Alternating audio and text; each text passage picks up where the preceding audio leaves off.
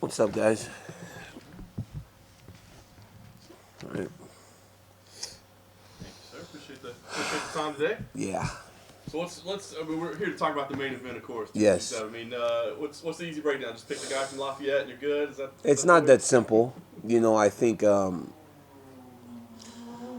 what's crazy about this whole thing is that you get here last weekend and you look forward to the ABC show, and that's kind of all you're focused on. And obviously, you think about Conor McGregor fighting again, but there's an obligation to Max Holloway and Calvin Kattar and all the other fighters, right? And then beginning of the week, I was gonna work the desk on Wednesday, but then Monday they were like, "Hey, you think you can call the fights?" I'm like, "Yeah, sure. I'll start preparing and try to do it justice." So then you kind of have to not spend as much time thinking about what's happening on Saturday because you got to get through Michael Chiesa and Neil Magny and pay them the proper respect. And so now, as I literally, I'm just waking up. Like, I mean, I called the fights yesterday. I woke up yesterday morning because, again, I'm trying to adjust the sleep schedule. And then I was up all the way until 9 o'clock this morning because Ariel and I did a national radio show on ESPN Radio. And so I was up for 26 straight hours. Got like 5 hours now. So now I can turn and look at what's happening this week, and obviously it's the one that we all showed up here for. When you really are true to yourself. I think this is a story or a fight that has just a lot of different questions. I don't know if we've seen Conor as motivated or as focused as he has seemed for a very long time. And Dustin Poirier, you wonder if the experiences he's had since that first fight have prepared him for taking that challenge on again. So it's a very difficult fight to call because there are so many unknowns. Because for as good as we know Dustin Poirier has gotten, has he closed the gap? Now there's some mental things that Dustin can rely on to allow him to feel more propped up. He got knocked out. He didn't get beat over an extended period of time. It was a very close fight. You can call back on that. Like, hey, I got caught with a shot. I don't know what would have happened over the course of 15 minutes. You get caught with a shot again like that, then you know that guy just knows how to find that spot on you. So, I don't know. I really don't know. Well, that's what's interesting, right? Because you brought up the mental aspect of it. That seems to be such a big discussion point for everybody going in, is the mental side of it. Big. At this level of the sport, I mean, how much that does play. I mean, we're talking about two of the greatest athletes in the world, right? Yeah. Two of the greatest fighters on the planet. How much of that mental side of it really does factor in? It's insane. It's insane. I think, thinking back to your fight career and the positions that I was in as a guy that fought a guy twice after winning and then fighting the guy twice or a third time after losing. When you lose to a guy, especially a guy that you had, even though now it may seem a little bit less nasty, it was nasty initially, and you had that with him, you're never more motivated than the time you get a chance to fight him again. So if that stays the way it has been, especially in my case, Dustin Poirier will feel and be more prepared than he ever could have imagined come Saturday night. But it is very important for him, and I've said this on multiple occasions. The mental aspect of this game for Dustin is probably the biggest factor because he has to figure out how to look past what happened the first time. Because all week, or for the last month, right? Because it's Conor McGregor, so the promotion is much longer, right? People pick it up faster. Dustin has seen himself get knocked out. I mean, 1,000 times, right? In every promotion, there's Dustin getting knocked out. Every time Conor speaks, he talks about knocking him out, right? It's just a constant reminder. So you got to get over that as an athlete. Yeah, sure, you knocked me out the first time, but can you do it again? So I think this game is so important inside the game. Yeah. Before we get to the fight, how does Dustin prepare himself up top to approach Saturday? It's fascinating. And I want to ask you, it's kind of the flip side. It's kind of a mental thing, too. I want to ask you about the fighting environment itself, right? I mean, we think about Conor McGregor, spotlights on, crowds, thousands. He seems to respond to that, right? Yeah. And you seem like the perfect guy to ask because you fought in those arenas, but you've also fought in the Apex, right? And I know there's some fans there, but for a guy that seems to, shine in the spotlight, is there a chance that Conor might not be as sharp or as ready or as he normally is when he's under the spotlights and thousands? You know what's crazy is that we've had, on multiple occasions now, that we've started to fight in front of no fans, you have seen differences in performances. Tony Ferguson has not competed as well without fans. But Justin Gaethje had the performance of his life because the fans weren't there to rile him up and make him go crazy and put himself in danger. So you don't know. I mean, everybody spars in an empty room. So you try to call on those experiences to say that's how I'm going to fight. But it's much different once you walk in there. Listen, you hit that curtain for years, and there are thousands of people going absolutely crazy. When I walked out into the Apex, it was only Halle Berry screaming, which is a good fan to have. Yeah, it's a good fan to have. It was the only person in there screaming, right? So it is a difference. But once you get in that octagon, it's only fighting, and it's all we all know. Yeah. Last thing for me, we've talked about all kinds of intangibles. Now let's talk about just inside. Simple breakdown. Is it just as easy as Conor early, Dustin late? It's a great fight. It seems to be what happens on the surface. If Dustin can carry this fight into the later rounds, he has, as of late, been able to get better as the fight has progressed, right? Dustin wasn't always a guy that got better in the fourth and the fifth and the third. Korean Zombie overwhelmed him early in his career when he was trying to knock everybody out very fast. But we saw in the Dan Hooker fight, we saw in the Max Holloway fight, that Dustin has become a guy that does fight better as the fight goes along and has an ability to rebuild himself after things go sideways. That was one of his biggest faults early in his career. Was when it went bad, it went really bad for Dustin, right? It was over. You saw the doubt in his face. You saw his body, his mannerisms. Everything showed you that Dustin was in trouble. Not anymore. He gets off the bench and he tells Dan Hooker, don't look at the clock now. We got a long time to continue to fight. That's the Dustin Poirier of today opposed to who he was back then. Conor McGregor, people kind of say he gets tired. And we've seen him fatigue. We've seen him fatigue against Nate Diaz, but that was a different fight than what he was preparing for. We saw him fatigue in fights. But in the second Nate Diaz fight, Nate Diaz started to build in the third round. And then in the fourth round, when the fight got really close, in the fifth round, Conor McGregor, after being hurt, after being pressed against the side of the octagon and getting beaten, came back and won the fifth round, and it ultimately won him the fight. Right? That shows development for Conor as a fighter. Conor fought 10 rounds with Floyd Mayweather. That's crazy. And then he went 4 rounds with Khabib Nurmagomedov. And who doesn't get fatigued going 4 rounds with Khabib, and Khabib's having the fight that he wants to have. So it seems like that on the surface. But again, there are just so many little details to the fight that we have to see how it starts to play out. Tanya, if you could pick one weapon from either guy that the other one should look out for, what is it? So what does Dustin need to look out for? What does Conor need to look out for? You know what's crazy?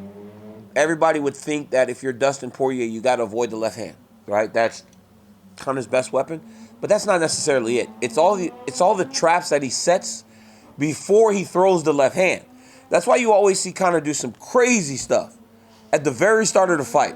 It's always a spinning heel kick, a spinning back kick. It's always something to put you unaware. So I think if I'm Dustin Poirier, it's the unexpected that I'm really on a high alert for early in the fight. A jumping knee, a spinning heel kick, a spinning back kick. Something that's going to hit you and wheel you into the range of the left hand. Because it's not just Conor going out and throwing the left hand. Eddie Alvarez, it was fade back, left hand, dropping. Fade back, left hand, dropping. Okay, now I've got Eddie Alvarez really scared to go forward. When he does attack, he's going to attack with no confidence. And now I'm going to go left hand. I'm going to throw a hook. And I'm going to really put him out, right? It's all those little tricks that Conor does before he lets go of his ultimate weapon that I believe Dustin should be very aware of. And for Conor, again, it's Dustin Poirier's boxing. This dude has another good left hand, but that's not the shot. The shot from Dustin Poirier is the right hook.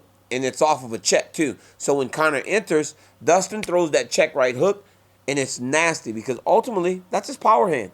He's a right-handed guy. He just fights with it in front, right? So for him to have developed the power that he has in the left hand, fantastic. But it's that right hand. And that hook that Dustin throws, he hit Max Holloway with so many hooks.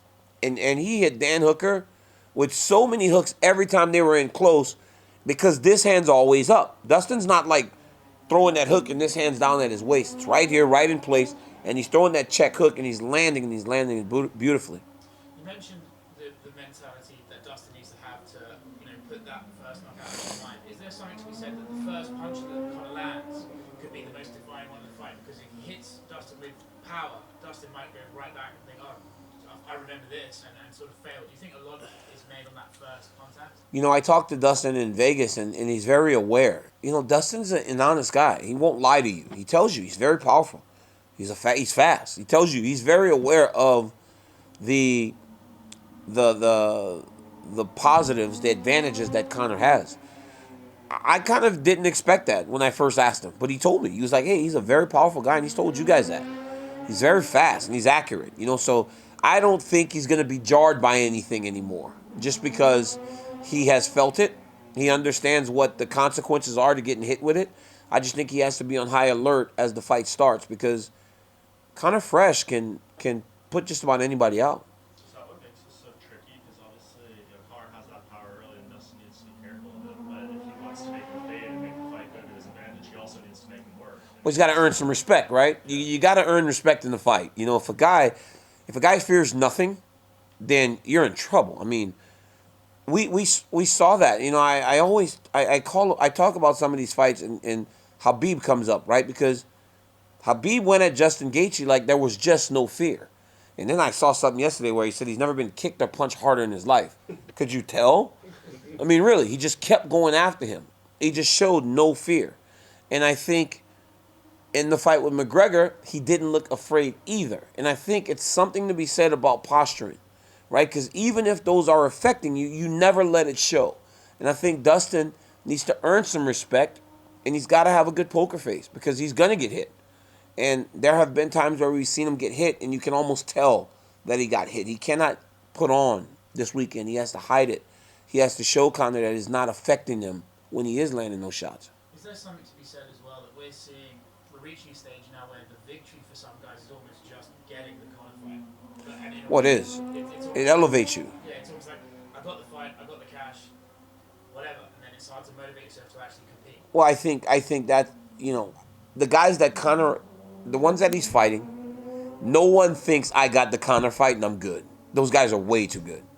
Because ultimately he's fighting the best of the best. Now, the Cowboy Cerrone fight, I know Stephen A. Smith and a lot of other people said he didn't fight. He kind of gave up. And he got railed, Stephen A. It was bad, but the reality is, like, Donald Cerrone of the old would never have lost to Conor McGregor in 42 seconds. There was a time when Donald Cerrone said he was too small to fight lightweight. He beat him up at welterweight, right? So even for a long-time veteran like Cowboy, the appeal of Conor McGregor got to him.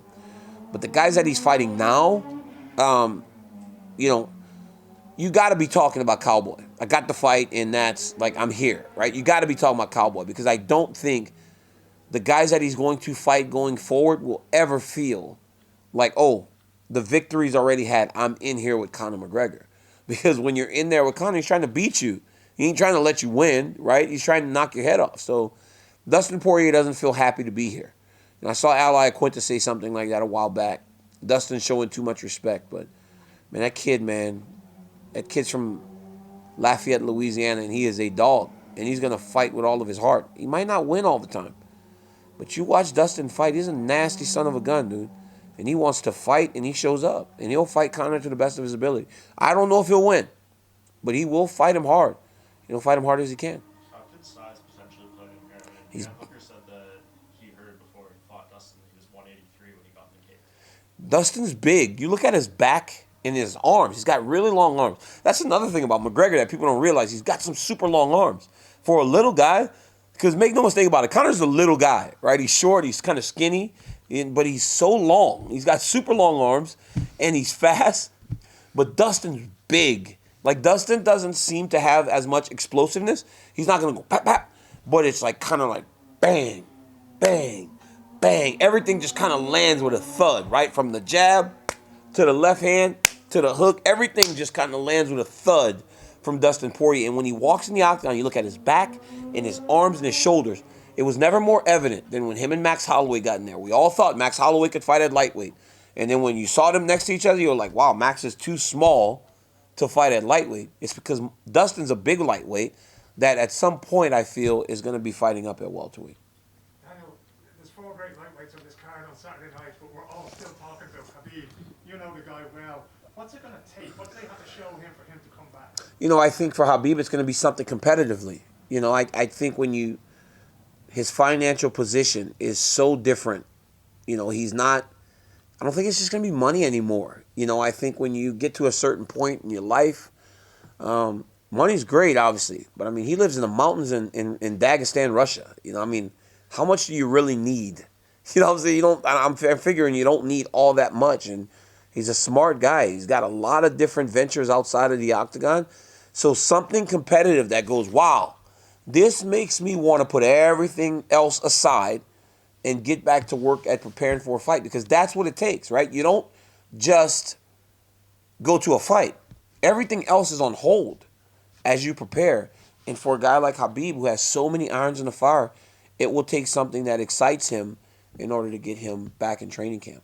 He has very strong family ties. Obviously, he promised his mother that he wouldn't go into the octagon again without his father being there. Do you think that, he'll go back to his mom now and say, Mom, I want to do this once more? Or do you think he's going to leave it at that? I don't know. I mean, we were at dinner the other day, and he actually asked me. He goes, "What do you want? Like, what do you want me to do?" And I was like, "I don't really care. Like, I really don't care." He was like, "Come on, say this. Tell me." I was like, Khabib, I don't care. I go, "You fight, I'll support you. I'll help you prepare as we always have. I go, if you don't, we'll still talk. We'll still see each other when Umar fights and Islam fights and everybody else. It just really doesn't matter to me. I have no vested interest in him fighting or if he doesn't fight. Granted, as a fan of the sport, you want him to fight. As the organization, they should want him to fight. Dana should want him to fight. What Dana's doing is what he should be doing as a promoter. They should want Khabib Nurmagomedov in the octagon. But for me, personally, as a friend, I really don't care. And I guess I don't know if he thought that was going to be the answer, because he was telling me, no, tell me. As a fan, as a fan, people want you to fight. But ultimately, it's your decision. Like, I gain nothing. No money. He ain't going to pay me.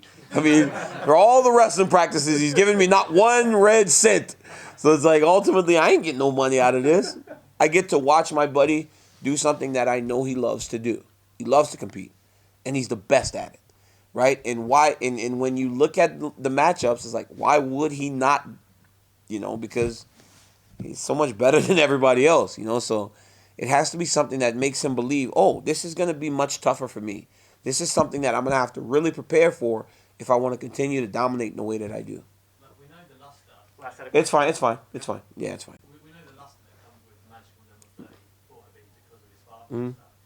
Do you think, obviously in the UFC's eyes, there's nothing bigger than McGregor and Khabib too? Like, it's Oh, absolutely, yeah. it would be again. But for Khabib, does he kind of look at that like, I don't really care about how big that fight would be? Or does he look at it and think, I want something special for 30? Do you know what I mean? Yeah, I mean, that makes sense too. Hey, Conor did better than most, right? He was able to defend some takedowns. He was able to get back to his feet. He was able to stay standing the entire third round, I believe. And I think the judges might have gave him the round, right? So he did better than most. But again, it's going to take something very special for Khabib to say, to all the promises I made and everything else, this is what I want to do. And I don't know. I don't know if that's what it's going to take. Now, Conor looks like a world beat against Dustin. Maybe he goes, you know what? The guy's improved. And maybe, I really don't know what his mindset is. I mean, I was in the restaurant. Khabib was eating fish that's not on the menu because he's the man now. Like there was some fish flown in, and it was beautiful. He was just kind of living like the champ, talking about life and everything else. And I don't know what would make this young man decide to do it again. And I believe that the organization is doing what they need to do in order to try to get him back in there. But we'll have to see. That seems like the most complicated part here, right? Like, what is the upside for Khabib in fighting Conor again? Well, look, you want some Instagram followers? He got those after the first fight, right? Dude went from, then he have like 1.5 million to like 12 overnight, right? So like the rub to become an international superstar has already been achieved, right? And honestly, Khabib does not like Conor McGregor as Conor doesn't like Khabib. But there is no stressing how important it was for Khabib to share the octagon with him, because his profile internationally changed on the night he beat Conor McGregor. You cannot deny that. But ultimately, what can another fight with him do for him on that side of things and competitively? Once again, Conor fought him the best that he's been fought in a long time, right? So maybe Conor would show improvements that would tell Khabib, yes, I do want to fight him. I do want to go out there and do it again. But, there's a lot to it, and I think when it comes to family over in Dagestan, it means Umar Nurmagomedov. I went into the locker room last night, and I was wearing my suit, and I wear Kohan shoes. Just tennis shoes, nice tennis shoes. And Khabib goes, look at brother, you have nice suit, but you wear tennis shoes. Why? You can't understand. And he goes, look at me, and he takes out a picture, shows me nice shoes, Laura Piana shoes, whatever that is. I have no idea what that is. And they tell me Umar's going to buy me Laura Piana shoes after he wins. He goes, brother, you're a millionaire. Why don't you have nicer shoes? I go, bro, I choose to wear these shoes. You know what Umar texted me this morning? Brother, I will buy you these shoes, DC. I will call. I go, Umar. I go, if I want to buy these shoes, I could buy the shoes. I don't want, they're comfortable for me. I choose to wear them.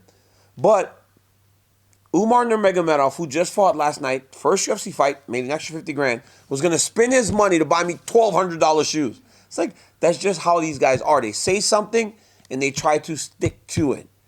And I believe that's kind of where Khabib is with his mom. What did you make of Umar's performance last night? I thought he did fantastic. He hurt him with a beautiful front leg high kick. Rushed a little bit to try to chase down the finish, but as fighters, especially young fighters, you do that at times. But for him to show the improvements in the wrestling, the grappling, and the control, I think he's going to be a problem. Because if you remember, call back to 2012-13, Gleison Tibau, Khabib could not strike like this young man. So he has got an advantage in that sense, that he's much more well-rounded to start his UFC journey. And you touched on Dustin getting Conor's respect early. How does he do that without leaving himself susceptible to the counter? You've seen before in the Eddie Alvarez fight when Eddie tried to come in a bit reckless. Mm-hmm. You can't be reckless. Yeah. He's too sharp. Conor's too sharp. He's a sniper, man. Dude's a legit sniper. His timing, his accuracy is so fantastic. Maybe kicking. Maybe kicking's going to be the thing. They're both southpaw, so you can throw some outside leg kicks. You can kind of throw some high kicks. Just kind of hit him without putting yourself in danger. Because guess what? High kicks don't get countered. Low kicks do, body kicks do, but high kicks, they can't counter that. You got to get your hands up and just defend. And I think Dustin has to give Conor things that he can only defend in order to gain some respect. And other than the main event, what fight are you most looking forward to on the card? I mean, come on, man. Chandler and Dan Hooker. Like, how does Chandler do? I mean, Michael Chandler's a savage. But Dan Hooker, man, we spoke to him on Monday, I believe, because I don't even know what day it is today, honestly. Dan Hooker is so comfortable. He was more open in the fighter meeting than I've ever seen him. I was there when he fought in Australia. He was very shut off. He was like he wasn't very open to talking about what he was going to do, because when you're in that fighter meeting, it's Monday. You fight Saturday. You never know where that information goes. You got to trust that the analysts or those 5 people in the room will keep that to themselves, which we do. He was much more open to believing that fact this week and as he's gone longer in his career than he was initially. And for Michael Chandler, this is a big spot for him. I always I kind of relate this to, I'm a WWE guy, right? Like, I love wrestling. I relate it to when the big signing from WCW, Ric Flair, was brought into the WWF and at the time, and instead of making him beat Hulk Hogan or the Ultimate Warrior, you throw him in the Royal Rumble, right? Michael Chandler was the backup fighter for the championship. Didn't get to fight in there. So guess what You don't get to fight Conor McGregor, but we'll throw you on the card with him. And if you look good, he looks good, there's a chance you guys will come together, right? So there's ways to get guys in the place that you want them to get without having them in that spot right away. This is a big spot for Michael Chandler. He can be Ric Flair. And who doesn't want to be Ric Flair? I mean, I don't know. Ric Flair's like 70, and he's lived the most interesting life on the planet. So They never made Flair and Hogan, though. they never did, but Flair sure won that Royal Rumble. And what did he walk away with? This is the greatest moment of my life, with a tear in my eye. You remember that? Yeah. With a tear in my eye. This is the greatest moment of my life. When he was standing back there, Mr. Perfect, Bobby Heenan, WWF title. Still had the WCW title. Do you remember? He left the organization with the big belt. That was some gangster stuff right there. Last question, guys. We have to wrap. So I wanted to ask you about that. You've said before it's a timing thing, man. That commentating for WWE, like, what's the deal with that at the moment? I don't know, man. I'm loving what I'm doing so much right now. Like, I love calling fights. I love working for the UFC. This is where I want to be, and this is what I enjoy. But I've talked to the guys at WWE, and we'll see what happens. I mean, those guys are all great. The product is fantastic. It's just a fun time to be in television because I get to do what I love, and I get to watch some fantastic fights, and if I got to call wrestling matches, I would get to call some fun wrestling matches. Yeah, I get to do what I love, man. I'm a lucky, lucky human being. Not many people are set up in the way that I am after the fight career is done.